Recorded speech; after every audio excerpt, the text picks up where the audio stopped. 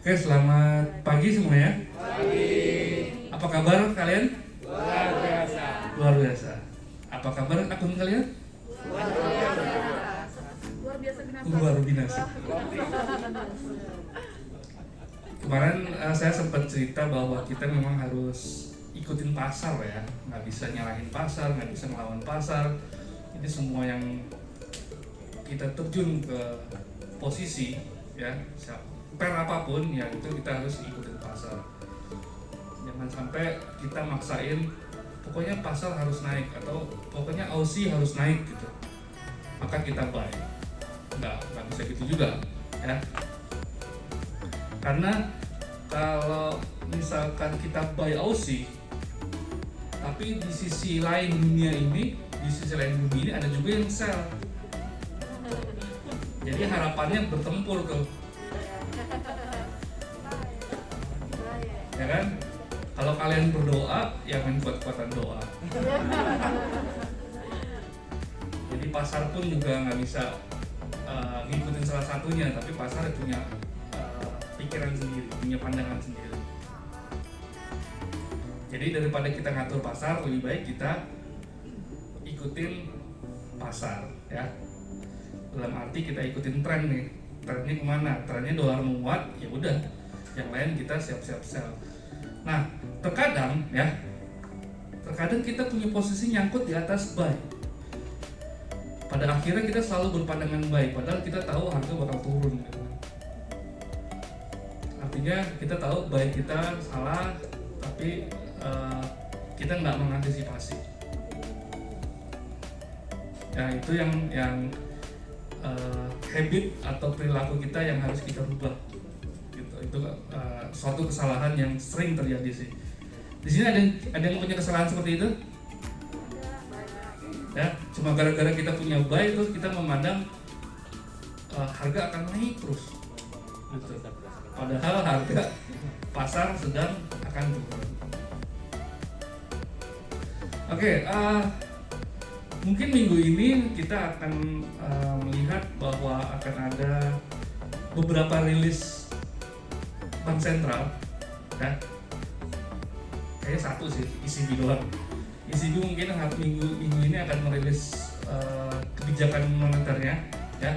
Dan ini cukup penting karena posisi euro sekarang kemarin sudah menyentuh nilai parity 1:1 terhadap dolar ya.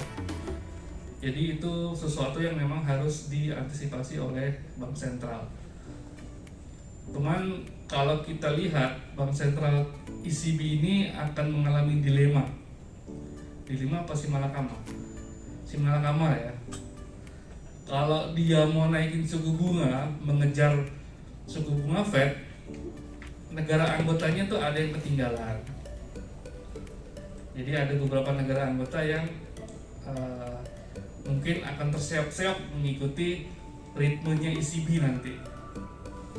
Tapi kalau tidak mengikuti ritmenya bank sentral atau Fed, bank sentral AS ya pada akhirnya euro akan lebih melemah lagi gitu. Ya, paham ya jalur pemikirannya ECB ya. Kalau dia ngikutin agresivitasnya si Fed, mungkin euro bisa muat, tapi beberapa negara anggotanya mungkin akan tersiap-siap dalam hal ekonomi. Di lain sisi, kalau dia tidak mengikuti dan gapnya masih jauh antara Fed dan ECB, gap suku bunga ya pada akhirnya euro akan tetap berada di level lemah, ya akan tetap lemah terhadap dolar. Gitu. Terutama beberapa data Jumat kemarin, ada yang tahu data apa Jumat kemarin keluar? Data Amerika hari Jumat, udah lupa? Ya, hari Jumat lupa atau nggak lihat ya? Atau tidak merhatiin? Betul, retail sales. Ya. Apa hasilnya? Masih bagus, masih positif buat dolar. Nah, data retail sales itu memiliki kontribusi ke pertumbuhan data pertumbuhan Amerika. Ya, artinya kalau namanya data pertumbuhannya tidak turun, berarti dia masih jauh dari resesi. Ya, jadi resesi itu kan diukur dari data PDB atau data pertumbuhan. Nanti kalau data PDB-nya atau pertumbuhannya turun, berarti dia akan menuju resesi. Tetapi data retail sales yang kemarin mendukung data PDB itu masih positif. Artinya PDB yang masih terdukung lah oleh retail sales. Artinya ya belum kalau dianggap pasti menuju resesi ya belum pasti juga. Nah, yang kita butuhkan nanti adalah pandangan anggota Dewan Bank Sentral. Ya, sampai saat ini mereka masih berpandangan Amerika nggak akan jatuh dalam resesi. Ya, agresivitasnya yang kemarin 75 basis point, mereka masih berpandangan Amerika nggak akan jatuh ke dalam resesi. Tapi kalau data ini masih menunjukkan inflasi yang tinggi seperti data CPI kemarin, kemungkinan kalau Fed berpikiran untuk lebih agresif menjadi 100 basis point, bisa saja menukiknya lebih tajam. Kalau dukungan data retail sales kemarin kita anggap turunnya itu nggak tajam, landai lah PDB-nya ya. PDB-nya turunnya landai, tapi kalau misalkan nanti 100 basis point, bisa jadi turunnya PDB-nya bisa lebih tajam ke bawah. Itu yang tidak diinginkan. Tapi yang pasti komentar Fed, beberapa pejabat Fed kemarin mempertahankan agar tidak Amerika tidak jatuh dalam resesi. Tetap mereka akan memperhatikan itu.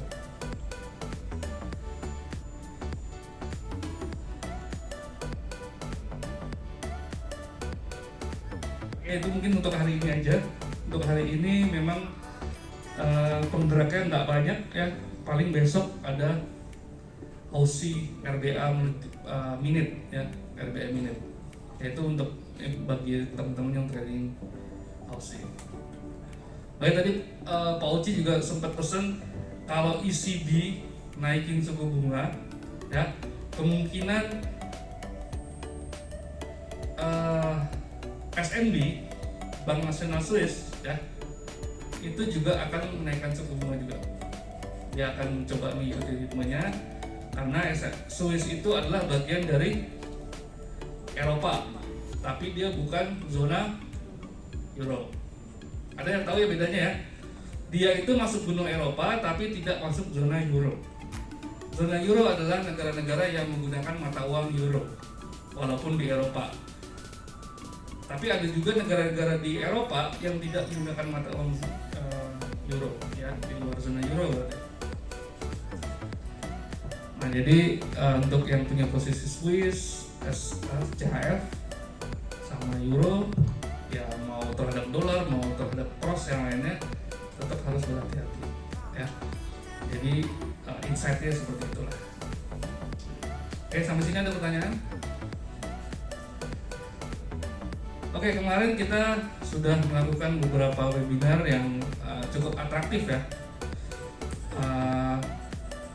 Kita juga berhasil mendapatkan banyak peserta dari luar yang memang antusias, dan diharapkan setelah itu teman-teman bisa memfollow up-nya, ya. Mungkin nanti akan ditegaskan lagi oleh tim leader masing-masing atau dengan Pak Agung atau Pak Richard atau dengan Mr. Lee. Untuk morning briefing ini ada pertanyaan? Ada yang tahu Mas mau kemana?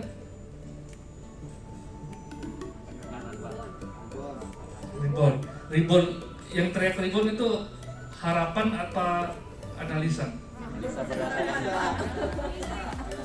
Feeling lagi. Analisa berdasarkan posisi, Pak. Nah, itu dia kesalahan. Ya, bukan. Jadi gini, memang kadang-kadang kita nggak bisa menghindari ketika kita sudah masuk pasar, terus kita berharap posisi kita harus selalu benar, gitu kan. Pokoknya harus hijau, Padahal kita tahu kita lagi. Oh, kalian biru ya? Oke. Jadi harus biru. Tapi jangan ABC ya. Tahu nggak ABC? Asal biru close. Jadi terkadang kita sudah tahu posisi kita itu salah, tapi karena ada harapan-harapan dari dalam hati, pokoknya harus biru, harus profit. Pada akhirnya floatingnya makin besar. Padahal ada beberapa manajemen resiko yang bisa diterapkan gitu ya. Misalkan kita ingin mempertahankan buy kita, pertama pakai apa? SL. Kalau SL kita tidak mempertahankan buy kita, berarti harus liquid.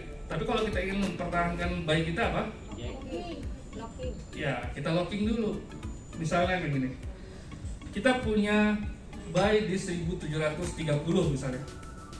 Ada ya angka itu ya? Coba dicek trader masing-masing, ada nggak angka itu buy di 1730? Oh, nggak ada. Ketika kita waktu itu masih 1740-an lah, 30-40 ya. Terus ada data NFP yang bagus. Nah, data NFP yang bagus, dia harusnya menguatkan dolar. Tetapi yang terjadi saat itu adalah emas jatuh, habis itu rebound ke atas 40-an kalau nggak salah, kan 50 deh kalau nggak salah. 52, setelah nyentuh 52 dia turun lagi. Nah, jadi kalau misalkan kita ingin mempertahankan posisi buy kita, padahal data yang hadir di situ adalah menguatkan dolar, ya udah deh kita locking dulu, mungkin dia akan bergerak dulu ke bawah. Nah, ketika kita locking, ya, ketika beneran harga ke bawah, berarti kita membatasi kerugian kita, ya, membatasi kerugian. Kalau kita ingin menganggap harga akan rebound lagi, ya udah liquid aja sell-nya. Jadi tetap buy-nya ada. Tapi equity kita masih lumayan aman. Karena tadi dibatasi dengan kerugian kan. Kita punya sell-nya itu profit, jadi ruginya cuma sedikit. Walaupun angkanya jauh dari posisi buy kita. Ya.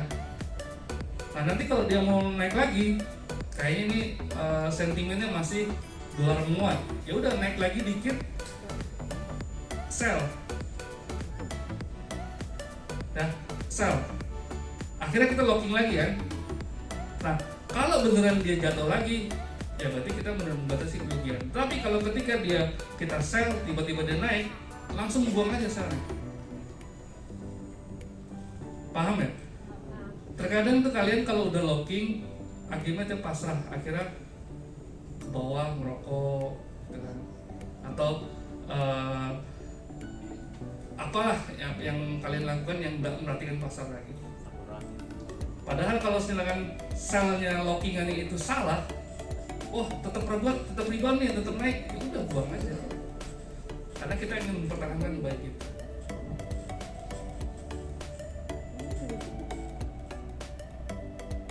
Ya paham ya?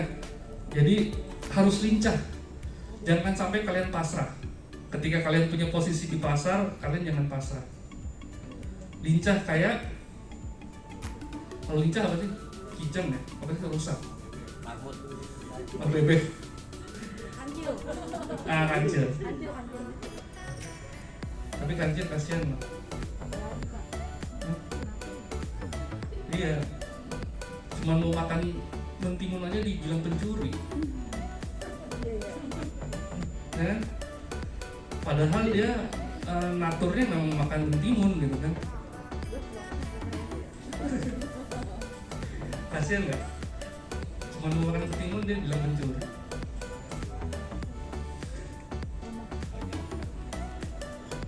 Oke, ada lagi yang mau dijelaskan? Saya bisa sampai jam 11 loh sini.